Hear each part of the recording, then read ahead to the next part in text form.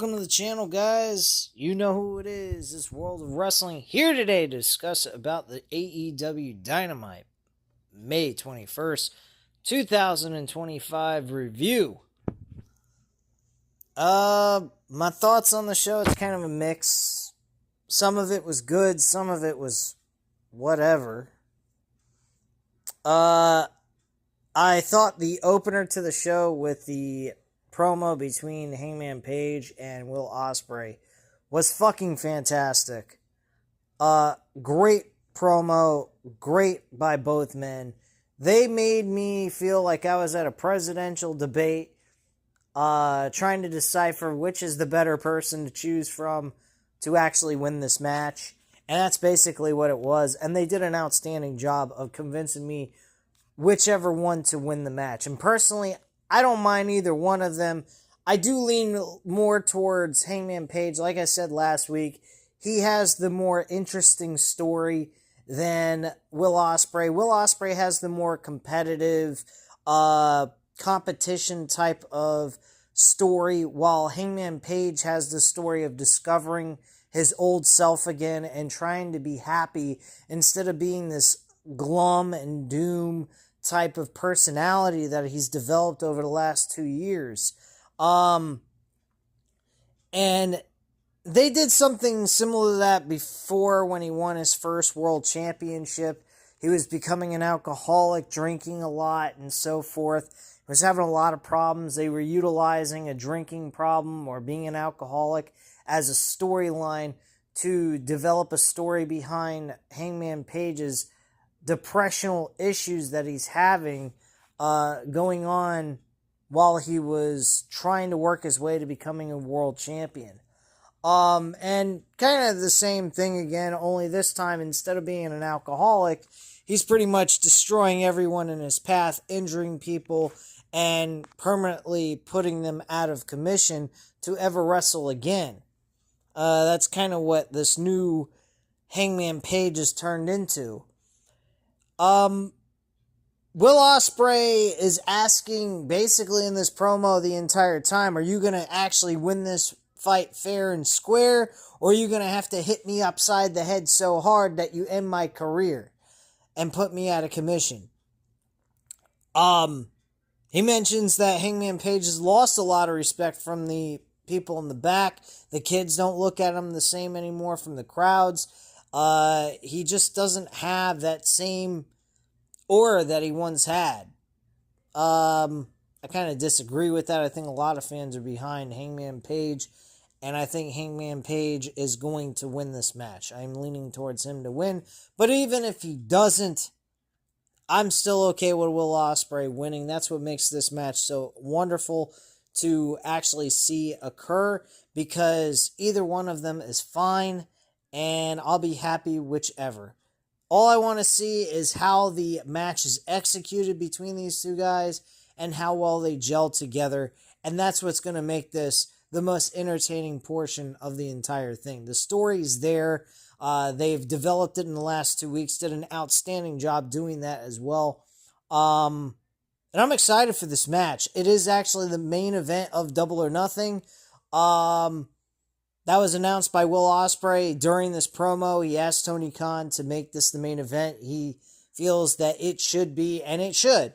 It is the most important match. This is to determine who's going to face Jon Moxley and finally end this destructive, creative booking faction that we got going on here on this show and put it to rest. Because it needs to end at All In. It cannot continue after that. It can't. You want to keep the faction together, that's fine and dandy, whatever you want to do. But the World Championship being on Jon Moxley is not working. I honestly think if this goes beyond July 12th, there is no coming back from this. For me anyway, I won't be watching it anymore. Personally, I will not be reviewing this product ever again if they go back on having one of these two men who are outstanding performers, well deserving of this championship, and deserve to be the main event guy of AEW. They both deserve it. whoever they choose is fine with me. All I care about is seeing a great matchup and seeing Jon Moxley at All In losing the World Heavyweight Championship. They go about doing that, I'm good and dandy. I'm happy with that. They don't. AEW's dead to me. I'm not going back on my word. I will not be reviewing this product ever again. I will start implementing more of boxing and UFC news and rumors. As you guys have noticed over the last couple of weeks, I've either been doing news and rumors on boxing or UFC. Have kind of been swapping back and forth. I try to do all these videos in one day. I do get a little exhausted after a while. I spend about 2-3 hours doing these videos. And with an 8-9 hour work shift that I do at my real job, it just drains the living shit out of me. I just don't have I sometimes literally will sit here and do these reviews with you guys and my eyes will start closing as I'm talking in this microphone. I am not fucking joking with you. You guys may not be able to see me, but me on audio, I'm literally sitting here with my eyes fucking closed because I am literally fucking tired as shit. Personally, you guys will tell that when I talk, I slur my words, sound like I'm a fucking drunk person, and that's because I'm fucking exhausted. And that's the truth. I am exhausted from everything I do. I do a lot of fucking shit. I work long hours for my job, 8-9 hours a day. I work out. I go ahead. I watch all kinds of different content. I pay attention to what's going on in the UFC. I'm trying to figure out the best bets I'm making, so on and so forth. I do a lot of fucking shit. And I need to recharge my batteries sometimes. I stay up till almost 1:30 in the fucking morning because I can't fall asleep. Because after all the shit I've been doing, I'm like, my brain is just like continuing to run, even though I can't keep my fucking eyes open literally half the time. I just want to sit down, chill, play some video games, and spend some time with my life before I go to sleep, and then go to sleep. And that's pretty much what I want to do. But I love this channel. I know I don't make any money on this channel at all for what I do. And on top of it, I do not, I don't have a lot of subscribers on this channel. I have 504 subscribers. I actually had 506 at one point.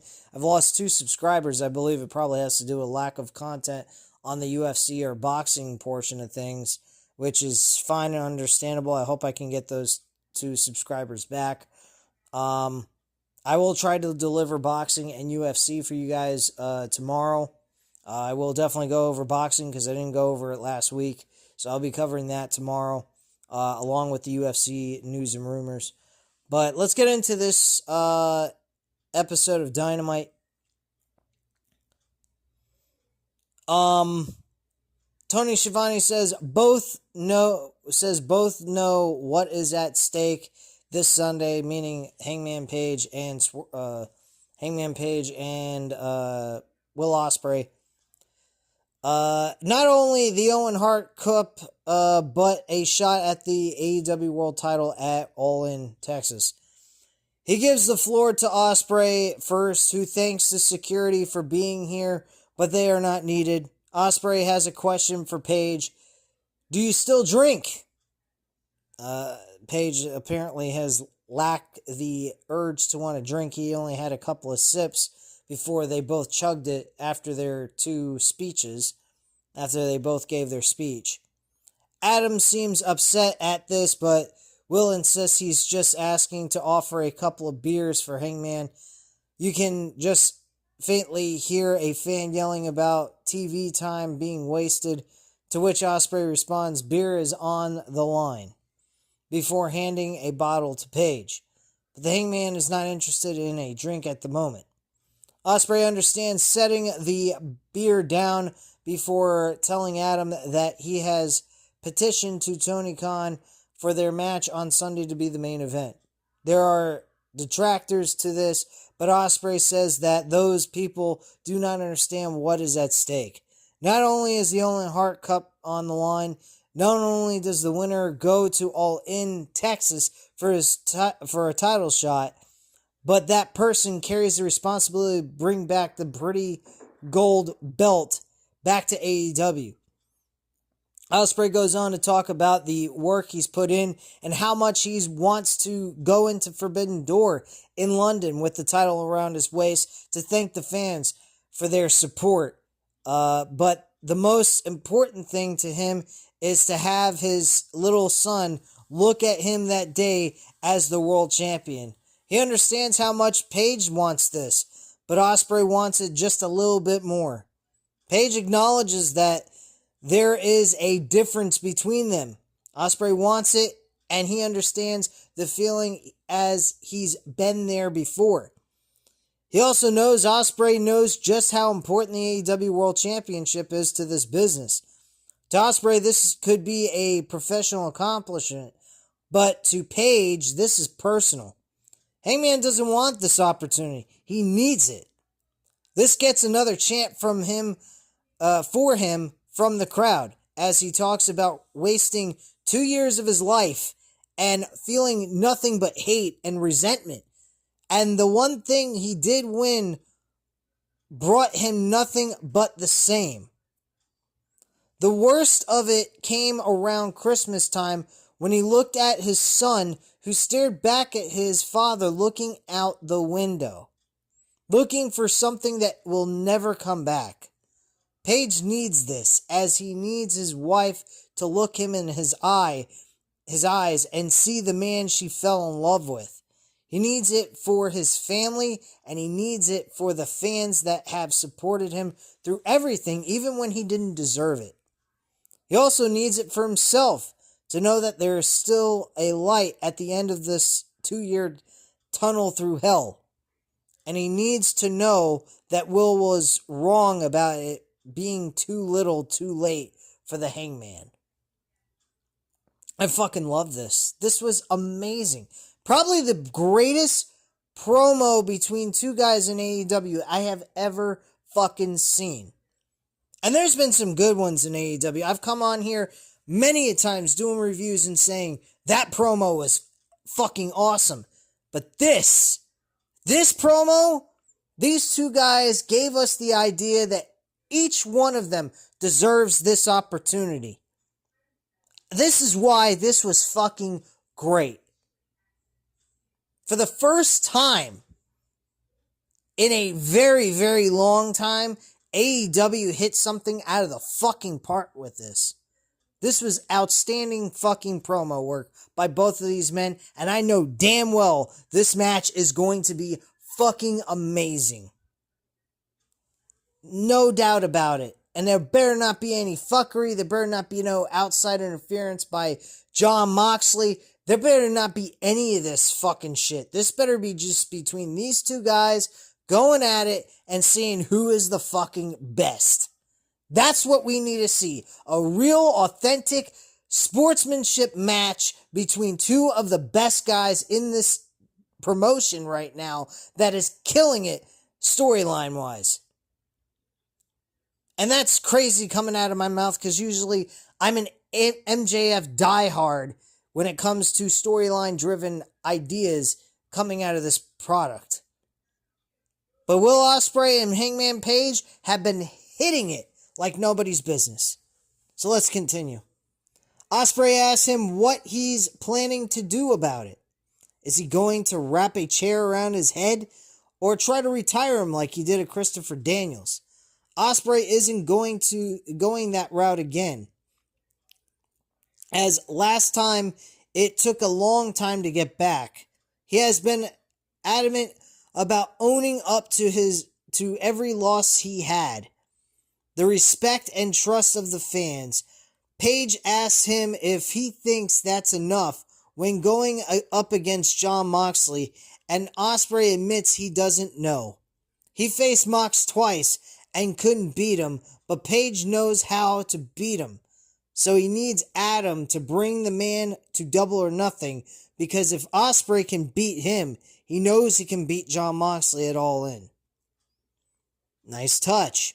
He addresses the way the past 2 years have changed Hangman, losing the trust and respect of the fans and the guys in the back. He needs Page to know that he's bringing his best this Sunday. And before he writes Osprey off, he needs to remember he's beaten some of the best in this business, including MJF, Bryan Danielson, among others, like Kenny Omega.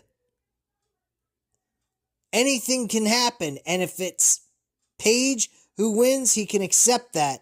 And if Hangman needs a friend, he can watch his back, and he hopes that if Osprey wins, that he gets the same respect back from Page. What he's saying, Cowboy, is to meet him in the desert this Sunday because he's calling him out for a shootout. He offers the beer back to Page, who accepts this time with a swig before staring Osprey down. Commentary confirms that the match is officially the main event of Double or Nothing as Osprey and Page leave the ring, their gaze not breaking as they walk up the ramp toward the cup, the Owen Hart Cup. We cut away to the outside of the arena where Jon Moxley is coming in. We actually get a 6-man tag team match for whatever fucking reason. I don't know why. But, folks, this Double or Nothing, I'm buying this pay-per-view. I'm watching it live. I will give you guys the review either Monday morning, because we do have Memorial Day off for Monday, so I don't have to worry about doing the review later on after work. I'll be able to do it first thing in the morning. Or I will do it first thing at night when the show is officially over. I may do that since I am purchasing this pay-per-view. It's definitely a main event that's worth purchasing. I definitely feel that way. Hope the rest of the card turns out to be good, despite my feelings on how it might turn out. I don't know how. My expectations are extremely low. But they cut to the outside of the arena where Jon Moxley and Marina Shafir enter the building before Moxley says the spoils will go to those who embrace the anarchy, alluding to anarchy in the arena as he walks up a staircase as his music hits. Okay, we head to the ringside as Jon Moxley makes his way through the crowd to open up the very first match of the evening.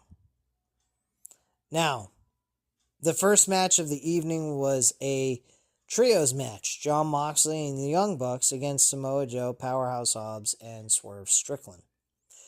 I will say this right out of the gate. This was absolutely fucking stupid. Not to mention they brawled the living shit out of each other at the end of the show. That's how the show ended, with an absolute fucking brawl going on. And we had these men touch each other. They legitimately had a match before their actual main event. This is your go-home show, and you're having the men that are in your second main... Technically, it's the second main event of the evening, and we got these guys actually in an actual match. Why? Why we guys got these guys in an actual match? What is the fucking point behind that? Is there any rhyme or reason? Is there a purpose? Do we gain anything from this? No. Jon Moxley and Young Bucks end up losing this matchup. It's actually a long one. But Samoa Joe, Swerve Strickland, and Powerhouse Hobbs gets the W. They walk away victorious. The rest of the Death Riders rush to the ring for a beatdown before Shibata arrives to even the numbers. Shafir is fended off by Willow Nightingale as Kenny Omega rushes to the ring to go after Yuta. He then hits a running V-trigger on Matthew against the ropes as Swerve brings out a table. Claudio helps bring the Bucks and Riders out of the ring, and they escape to the crowd as Samoa Joe calls them out ahead of Double or Nothing. So they're going to brawl whether they like it or not, the Death Riders. So they have to be prepared for that. Whoop-de-fucking-do. Backstage, the Hurt Syndicate and their legal counsel are greeted by MJF in a fancy gold and black suit. Very nice suit. Styling, profiling, and going woo! Like as if he was the Nature Boy Ric Flair. MVP says they will see him in the ring later, leaving as MJF and Mark Sterling shake hands with the Hurt Syndicate's console before we go to a commercial break, and also asking Mark Sterling for some hand sanitizer, as if the man is covered in germs and doesn't wash his hands or keep his hands clean. I don't understand that one, but that's kind of insulting, but whatever. Alright, so we get to the next segment. Hold on one second, I lost my place here. Fuck.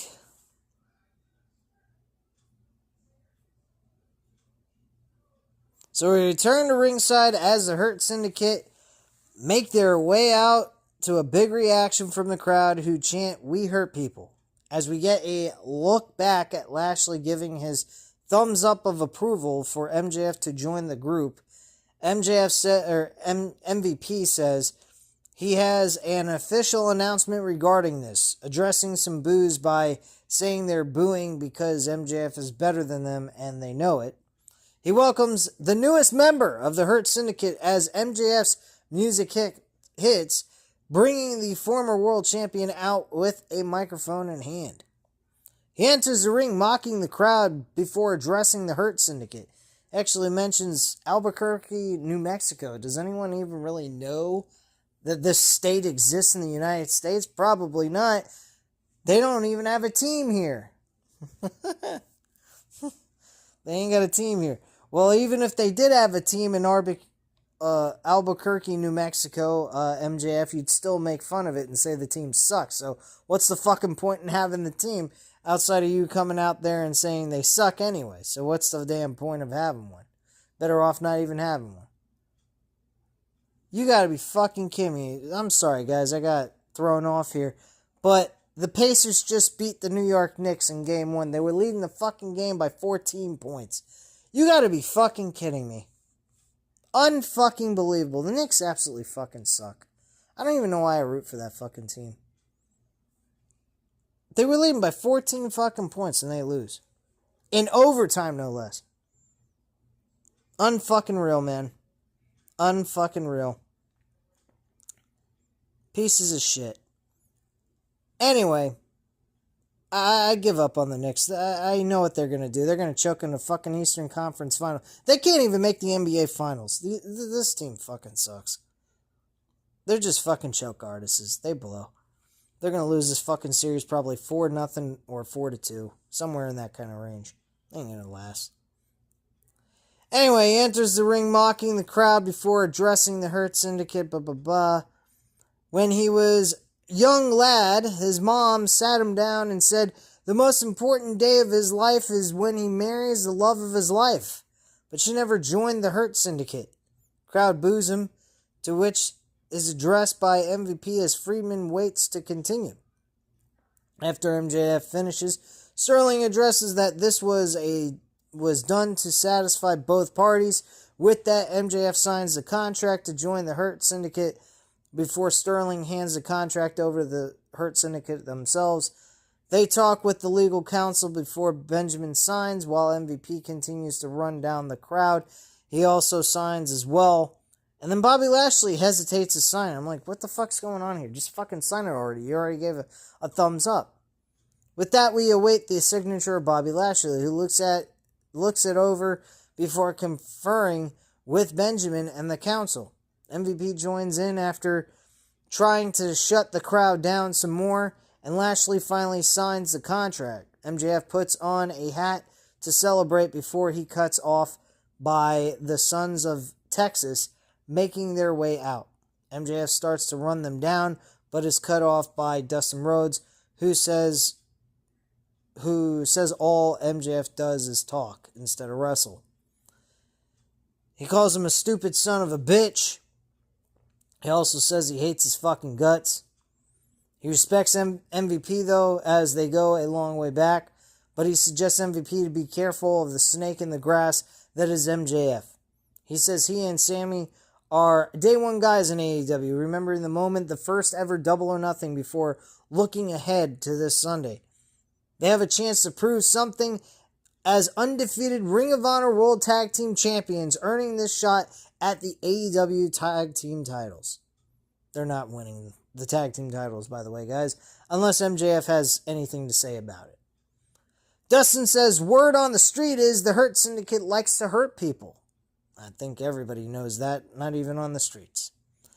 So jump on him and hurt him if you can.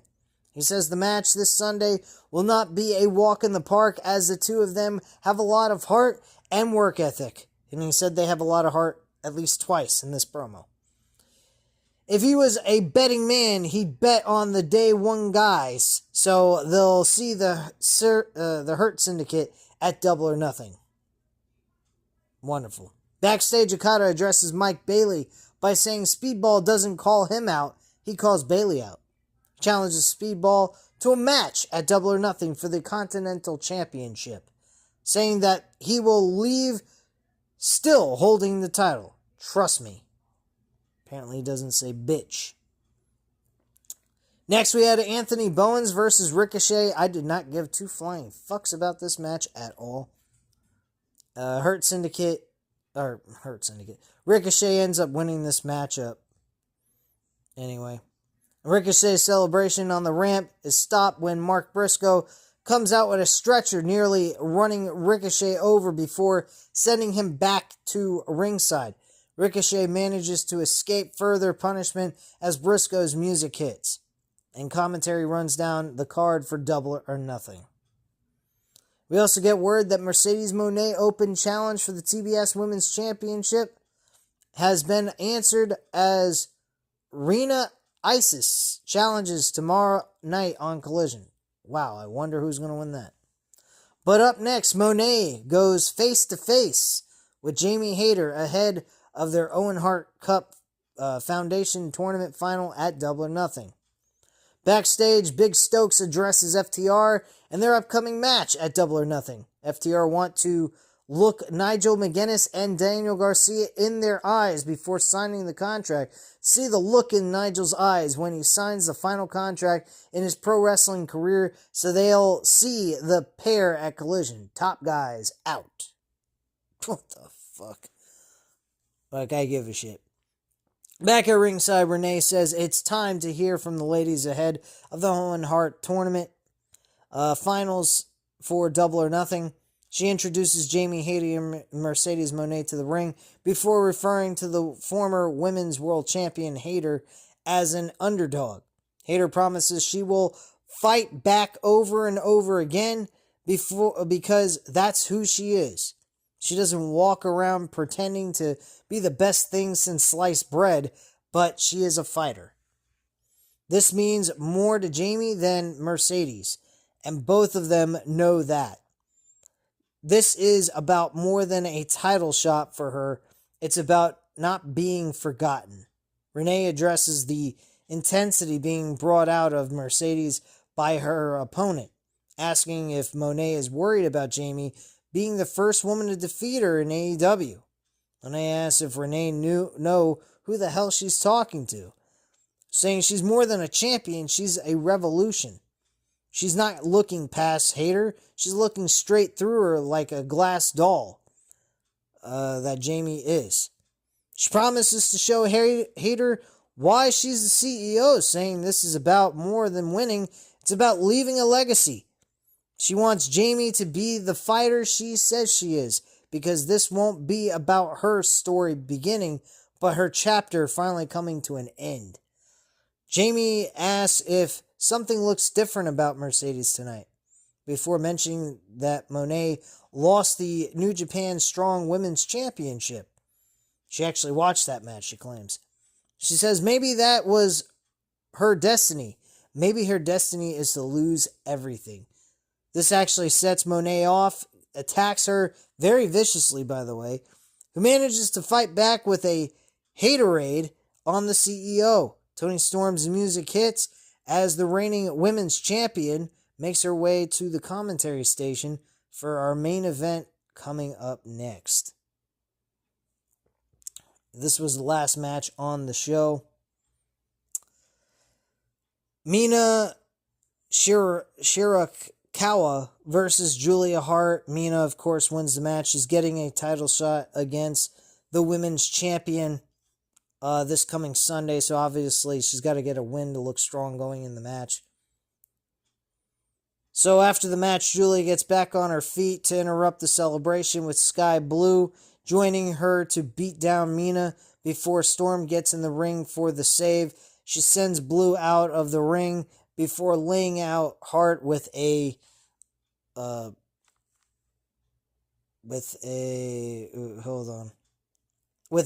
and Mina does the same to keep her down. To a stare down between Mina and Toni, with Mina holding the championship before they try to get the upper hand on each other. Champ is caught in the corner as Mina locks in a figure four around the ring post as the ref and Luther try to intervene.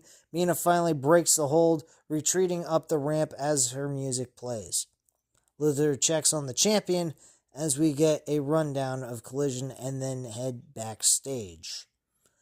Where the Young Bucks are on their way out the door, they make the mistake of mocking the Ops, promising to come after them tonight, and this proves costly as Hobbs and Joe get the jump on them. This leads to a brawl backstage involving the Death Riders before Willow, Strickland, and Shibata get involved as well. The Chaos makes its way back to the ringside as they fight it out with Strickland bringing Nicholas into the ring. The theme for Dynamite plays as the brawl continues in and out of the ring. It's anarchy in this arena before Anarchy in the Arena takes place this Sunday at Double or Nothing. Chaos continues with Mox going after Joe on the outside, but the good guys in this scenario manage to fight back until Gabe Kidd shows up to blindside Samoa Joe. Kidd goes after Omega in the ring as the Bucks grab a table from outside before throwing a trash can at their former friend Omega. They set up Omega and Strickland on the two tables outside, getting the drop on them to send them through the tables before their music hits. The combined forces of the Death Riders and Young Bucks seem to have the advantage going into the wild match set for Double or Nothing as Dynamite finally comes to a close, and that is it. So some of it was good, some of it was still whatever. I didn't particularly care for some of the stuff that was on here. The matches, not all that special to me. The stories were good. I will give them that, the important stories that I cared about. I think the women's story was fairly decent as well. There was some actual effort thrown in there. I will give them that. I like that one. The brawl at the end, I mean, I was okay with that more than the 6-man tag team match. I really did not want to see that. That wasn't necessary. We already got these guys wrestling at Double or Nothing. Why do we got to see it on free television? You're just giving away free pay-per-view match on television. That's all you're doing. I didn't particularly think that was a nice touch to that. So that was kind of a fail in my personal opinion. I think the brawl would have been, to close out the show, would have been more suitable than anything else. To at least give you a preview. An actual match, I don't think is necessary in this kind of situation.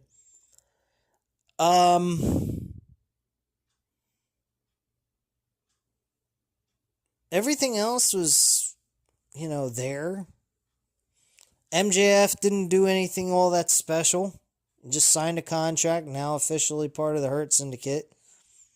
The only thing that can come out of the Double or Nothing is that he accidentally screws the Hurt Syndicate over in this tag team match, helping Sammy Guevara and Dustin Rhodes become the AEW Tag Team Champions, which then leads to a match between MJF and Bobby Lashley, which could happen. Who knows on that one? Or we could get MJF joining with FTR, bringing back the Pinnacle, and facing the Hurt Syndicate, adding Cedric Alexander to the mix, and having a 6-man tag team match at All or Nothing. That's a possibility. Who knows with that? I think I'd prefer the FTR teaming with MJF and the Pinnacle coming back together with Stokely as the manager would work out a lot better. And then bringing Cedric Alexander into the mix as the guy that's filling in for them to have an even odds type of matchup where it's not a handicap match. I think that would work out well too. So yeah, I think that would be kind of interesting. I don't know if that's going to happen. I think the Hurt Syndicate is going to retain the tag team titles. I think once MJF gets what he wants, he's just going to bail on them and not give a fuck about them after that. He just wants the world title. Once he gets the help of getting the world title, that's going to be it. He's done with them, and he's going to cut ties with them and not give a flying fuck about them. I think that's when they're going to lose their tag team titles, personally. I don't think he's going to do it before he wins the world championship. I think that would be kind of stupid. But yeah, that's pretty much the whole show in a nutshell. I mean, Okada facing Mike Bailey for his Continental Championship. Like, I fucking give a shit. It could be on a Collision show. I don't even think that's worthy enough to be on pay-per-view. I don't even know why Okada has to face fucking Mike Bailey. Why isn't Okada getting the kind of treatment he was getting in New Japan Pro Wrestling? Why isn't this guy being given respect? This guy carried a company on his back with Tanahashi back in the day. Now he's not even getting any kind of respect. His best catchword is a fucking cuss word. Bitch. Calls everyone a bitch. This guy has amazing talent. And when he wants to work in that ring, he does a fantastic job. I honestly think that he lacks the effort because he just doesn't see himself in the same way he did in New Japan Pro Wrestling. He knows that they don't look at him as a serious act on the show. So his attitude is, why go out there and kill himself? And overproduce when he doesn't need to. I agree with that sentiment. If I was in his position, I'd be doing the exact same thing. Personally, whenever my contract was up, first thing I'd be doing is going back to where I started from. Where I got the respect I deserved. To put in the effort and time and the work ethic that I put into the art that I did. Into my craft. And actually put a lot of effort into it. Enjoy what I'm doing. He does not look like he's enjoying anything. He looks like he's coasting. He looks like he's just getting a paycheck. And that is it. And I think he's doing that because he knows even if he tries, it ain't gonna fucking matter. So what's the damn point? He's in a situation where some superstars, like on a WWE roster, when Vince McMahon ran it, he had his guys that he liked and other guys, they could work their fucking tail off and go nowhere. So they're basically spinning their wheels and going nowhere. I think that is what Okada's situation is. He's going nowhere. I think Tony Khan collected him and put him on this roster so that WWE couldn't get him. And that they claim that they have one of the biggest names from New Japan Pro Wrestling in the business. And that's what I think is going on here. I think that's a crying shame. And then he's going to just book a match for him and Kenny Omega to have a reenactment of New Japan Pro Wrestling from 2017 and 2018, huh? I highly doubt it. I don't think it's going to go over. This is like trying to do AJ Styles and Shinsuke Nakamura in WWE like they did in New Japan Pro Wrestling. It's not going to fucking work. I don't think we're going to have the same exact feeling we got from what we saw in New Japan Pro Wrestling. The multiple occasions that these two fought each other. Because they had fucking classics in New Japan Pro Wrestling. I have seen all the matches those two guys performed in together in New Japan, and I don't think it's going to even come close to the equivalent quality of what they produced in New Japan Pro Wrestling at all. I don't think they're going to put the effort into it because they're older, they're more banged up, and on top of it, this ain't New Japan Pro Wrestling. They're getting paid a shit ton of fucking money. They're not the main event. I mean, maybe they will. Maybe they'll shut me the fuck up and I'll be surprised. I hope I am. Because they're going to be one of the big names on this card for All In.